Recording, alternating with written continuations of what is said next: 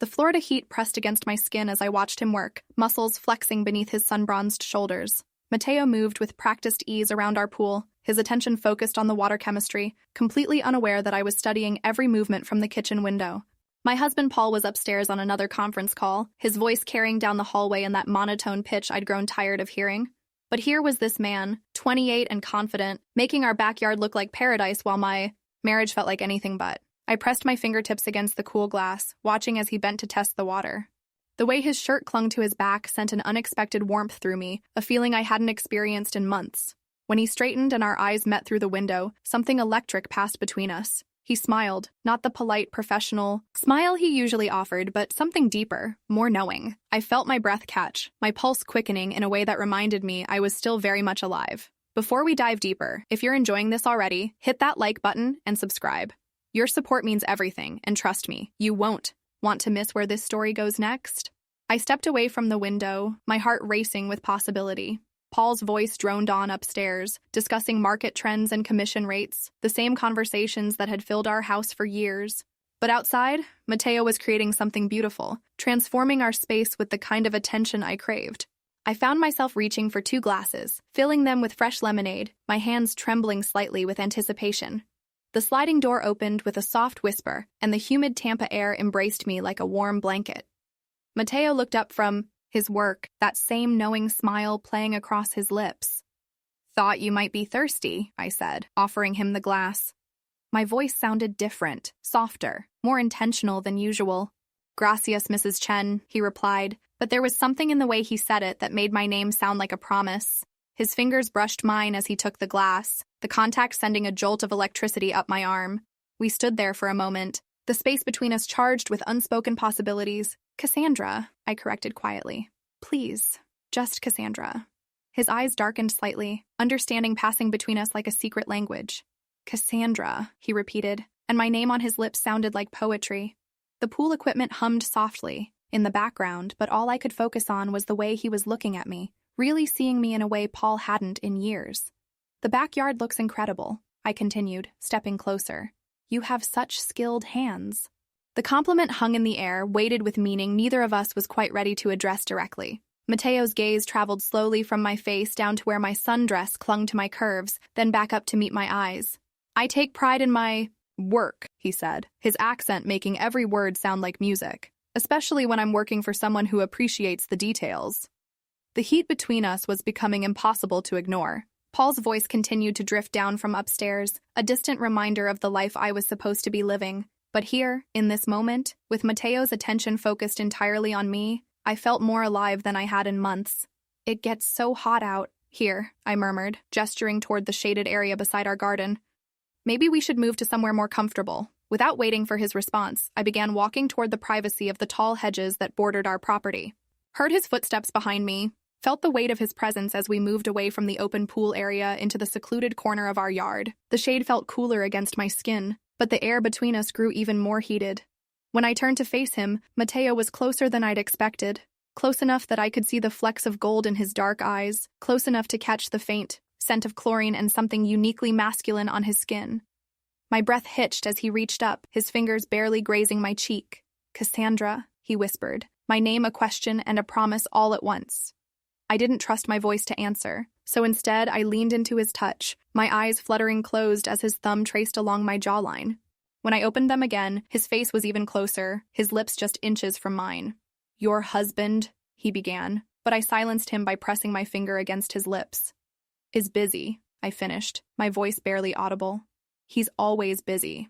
The space between us disappeared as Mateo's arms encircled my waist, pulling me against him. I could feel the solid warmth of his chest, the rapid beat of his heart matching my own. When his lips finally met mine, it was like coming alive after years of dormancy. The kiss was gentle at first, exploratory, but as I responded by threading my fingers through his dark hair, it deepened into something more urgent. His hands roamed, my back pulling me closer, and I melted into him completely. Every touch sent waves of sensation through my body, reminding me of desires I'd almost forgotten I possessed. He pulled back slightly, his breathing uneven. "Are you sure about this?" he asked, his eyes searching mine for any hint of hesitation. Instead of answering with words, I reached for the hem of my sundress, letting my intentions speak for themselves. His eyes darkened with desire as he understood my answer, his hands moving to help me with trembling fingers. The fabric whispered to the ground, leaving me standing before him in just my undergarments. Mateo's gaze traveled over my body with appreciation, making me feel beautiful and desired in a way I hadn't experienced in years. Hermosa, he breathed, the Spanish endearment making my knees weak. His shirt followed mine to the ground, revealing the toned physique I'd only glimpsed through fabric before. My hands explored the planes of his chest, feeling the strength beneath his sun-warmed skin. He shivered under my touch, his own hands mapping the curves of my waist and hips. When he lifted me easily, settling me onto the soft grass beneath the flowering jasmine, I felt like I was in a dream. The scent of the flowers mixed with the distant chlorine from the pool, creating an intoxicating atmosphere that heightened every sensation. Mateo's lips found mine again, then traveled down to my neck, placing soft kisses along my collarbone. I arched beneath him, my body responding to his touch with an intensity that surprised me. His hands were gentle but confident, exploring and caressing with the same attention to detail he brought to his work. "You're so beautiful," he murmured, against my skin, his accent making the words sound like poetry. "I've been watching you too, hoping for a chance like this." His confession sent a thrill through me. To know that I hadn't been alone in these feelings, that he'd been thinking about me the way I'd been thinking about him, made everything feel even more electric. As our bodies came together in the dappled sunlight beneath the jasmine, I lost myself completely in the sensation. Mateo moved with the same careful precision he brought to everything else, reading my responses and adjusting his rhythm accordingly. The feeling of connection, of being truly present with another person, was overwhelming after so many months, of feeling invisible in my own marriage. The world around us faded away. Paul's voice from the house, the distant hum of traffic, everything except the feeling of Mateo's skin against mine, and the way he whispered my name like a prayer. When the intensity finally crested, washing over us both in waves of shared pleasure, I understood that something fundamental had shifted in my world.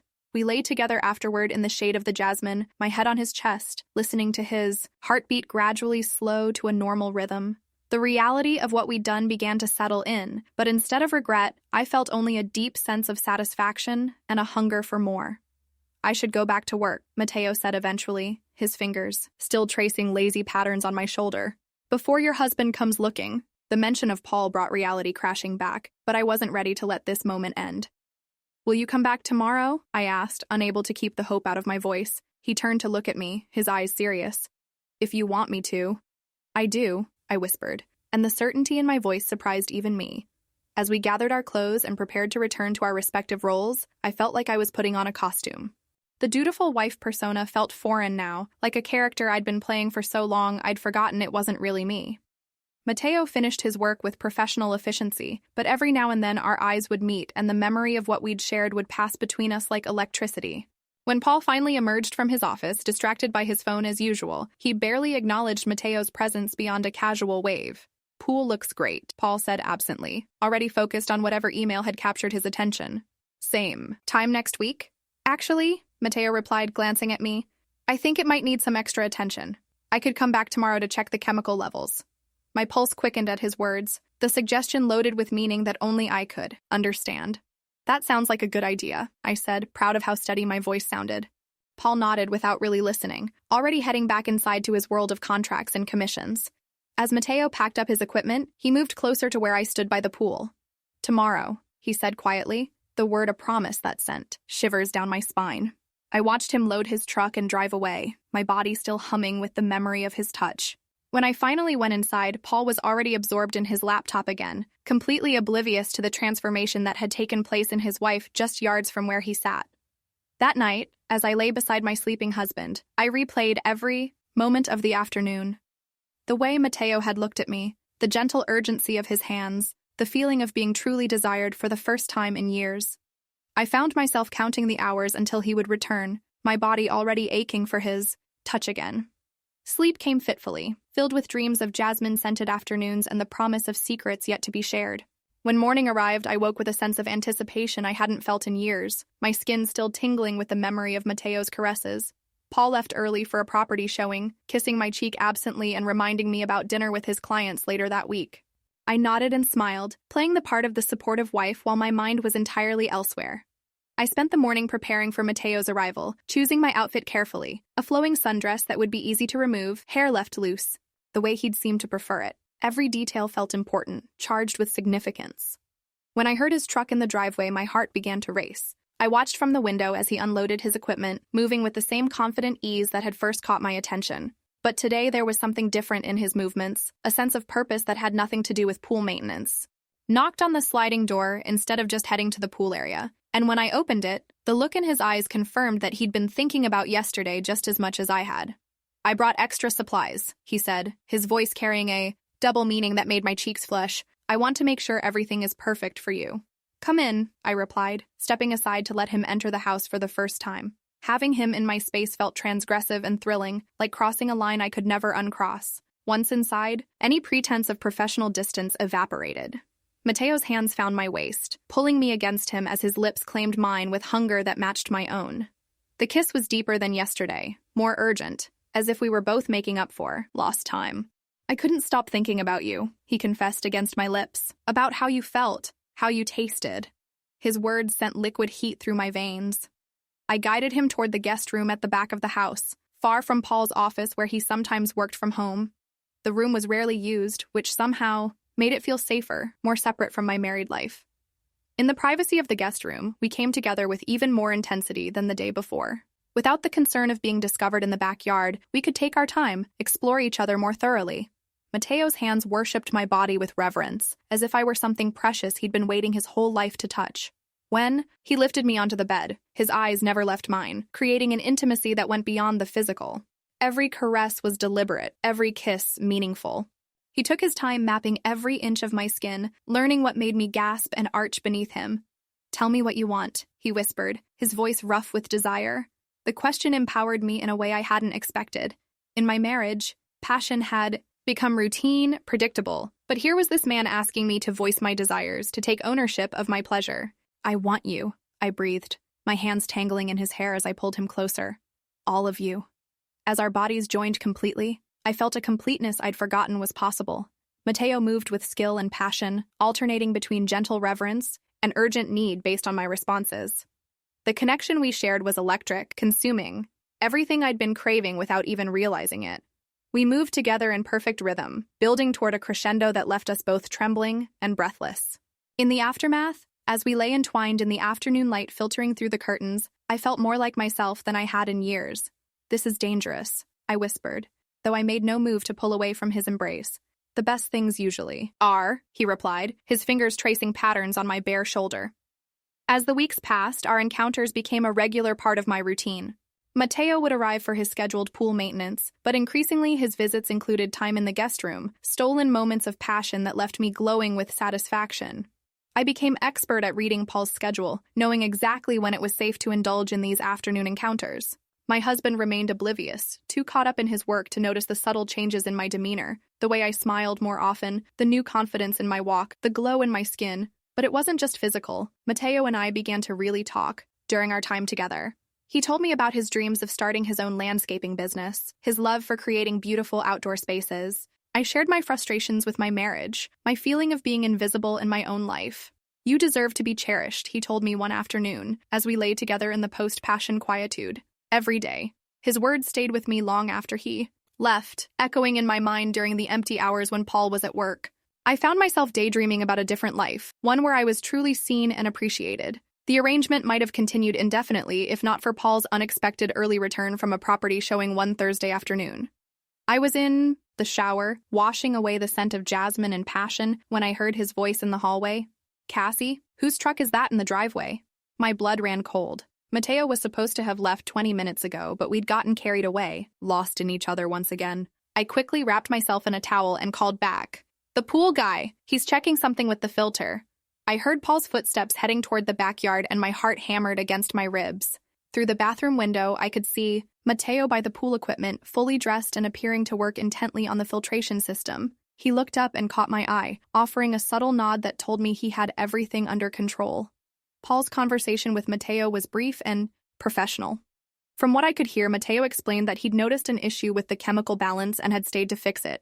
Paul, ever practical about maintaining property values, thanked him and headed back inside, When I emerged from the bathroom, Paul was already back on his laptop, the incident forgotten, but my hands were shaking as I dressed, adrenaline coursing through my system from the close call. That evening, as I prepared dinner, I couldn't stop thinking about what had almost happened. The risk we were taking suddenly felt very real, very dangerous. But even knowing that, I couldn't bring myself to regret what Mateo and I had shared. My phone buzzed with a text message. Tomorrow at the usual time. I have something special planned. I stared at the message for a long moment, my finger hovering over the keyboard. The smart thing would be to end this now, before it spiraled completely out of control. But as I thought about returning to the emptiness of my marriage, to the feeling of being invisible and undesired, I knew I couldn't give up the one thing that made me feel alive. Yes, I typed back. I'll be waiting. The next day brought a sense of anticipation mixed with nervous energy. Paul left early for a client breakfast, giving me time to prepare properly. I chose my outfit with extra care, a dress that Mateo had once told me he loved, hairstyled the way he preferred. When he arrived, there was something different in his demeanor. He seemed more serious, more intense than usual. Instead of heading immediately to the backyard, he paused in the doorway, studying my face. "We need to talk," he said, and my heart sank. I was sure he was going to end things, to tell me it had gotten too complicated. "Of course," I replied, leading him to the living room instead of our usual route to the guest room. But instead of ending things, Mateo surprised me completely. "I've been thinking about you constantly," he began. "About us. This isn't just physical for me anymore, Cassandra. I think I'm falling in love with you." His confession hit me like a lightning bolt. Love. The word hung in the air between us, loaded with implications and possibilities I wasn't sure I was ready to face. "Mateo," I whispered, my voice trembling with emotion. "I know it's complicated," he continued. "I know you're married, but I had to tell you how I feel. You deserve to know that you're more than just a secret to me." The sincerity in his eyes was overwhelming. Here was this young, beautiful man telling me he loved me, really loved me, while my husband treated me like furniture. The contrast was stark and painful. Instead of responding with words, I crossed the room and kissed him with all the emotion I couldn't voice. He understood, pulling me close and deepening the kiss until we were both breathless with need. This time, when we came together, it was different. Every touch carried the weight of his confession. Every caress was infused with love rather than just desire. When he moved inside me, whispering my name like a prayer, I felt tears streaming down my cheeks. "I love you too," I finally admitted, the words torn from somewhere deep inside me.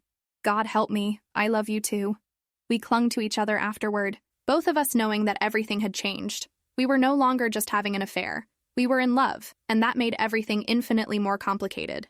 In the days that followed, I found myself torn between two worlds. During the day, I played the role of dutiful wife, going through the motions of my marriage while my heart belonged to someone else. But in the afternoons, in Mateo's arms, I was completely myself, passionate, desired, alive. The guilt was constant. Now, but so was the joy. For the first time in years, I woke up excited about the day ahead. I had something to look forward to, someone who made me feel beautiful and valued. But secrets have a way of becoming heavier over time, and I could feel the weight of mine pressing down on me. Every casual conversation with Paul felt like a betrayal. Every lie about my afternoon activities added to the growing pile of deception. I knew something would have to give eventually. The question was whether I would have the courage to make the choice when the time came, or whether the choice would be made for me. For now, though, I was content to exist in the liminal space between my two lives, savoring the stolen moments of happiness while I could. Tomorrow would bring its own challenges, but today I had Mateo's love, and that felt like enough. As I lay beside Paul that night, listening to his peaceful breathing, I wondered what he would do if he knew the truth. Would he fight for our marriage, or would he simply be relieved to be free of a wife he'd clearly lost interest in? The questions swirled in my mind as I drifted off to sleep, my dreams filled with Jasmine and promises of tomorrow's stolen moments. So, tell me, have you ever found yourself caught between duty and desire? What would you do if someone came into your life and made you feel truly alive again? Share your thoughts in the comments below. I read every single one and I want to know your perspective. And before you go, hit that like button and subscribe for more stories that explore the complicated territory of the heart. Don't forget to ring the notification bell so you never miss when I post something new. Thanks for being here with me on this journey.